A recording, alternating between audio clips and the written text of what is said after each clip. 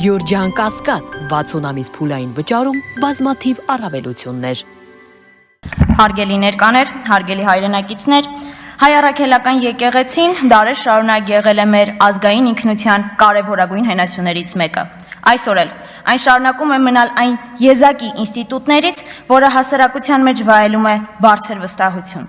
Այդ մասին վկայում են նաև սոցիոլոգիական տվյալները, որոնք ցույց են տալիս, որ այս վստահությունը ոչ միայն պահպանվում, այլև աճում է, հատկապես երիտասարդների եւ մեր տարիքի քաղաքացիների շրջանում։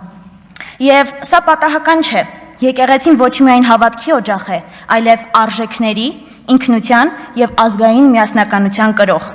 Սակայն ցավոք այս իրողությանը զուգահեռ մենք ականատես ենք լինում մի մտահոգիչ եւ վտանգավոր միտման։ Երկրի իշխանությունները հետևողականորեն սկսել են արշավ հայ առաքելական եկեղեցու եւ հայ առաքելական եկեղեցու սպասավորների դեմ։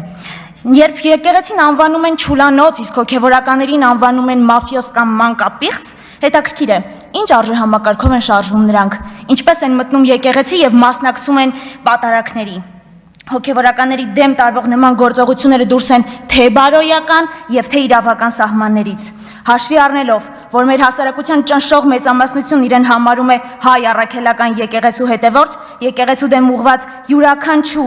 յուրաքանչյուր հարված ըստ էության ուղված է նաև մեր ինքնությանը, մեր արժեքներին եւ մեր միասնականությանը։ Այսօր արդեն ակնհայտ է, որքան էլ փորձ արվի ճնշումների, վարկաբեկման, սահմանափակումների միջոցով նվազեցնել եկեղեցու ազդեցությունը, իրականությունը հակառակն է ցույց տալիս։ Ժողովրդի վստահությունը միմիայն ավելի ավելանում է եւ ամրապնդվում։ Այս ամենի ֆոնին շատերի մոտ արկա է խորը ցավ եւ խորը հիասթափություն, կապված վերջի տարիների ծանր կորստների, անվտանգային մարտահրավերների եւ անորոշ ապագայի հետ։ Այս պայմաններում առավել քան անհրաժեշտ է ոչ թե բաժանել, այլ համախմբել, ոչ թե վարկաբեկել, այլ արժևորել մեր հիմնասյուները։ Եվ այստեղ շատ կարևոր է հասկանալ մեկ պարզ ճշմարտություն. վստահությունը չի նվաճվում ուժով եւ չի կոտրվում ճնշմամբ, այլ ձևավորվում է արժեքների, ճշմարտության եւ պատմության հիման վրա։ Շնորհակալություն։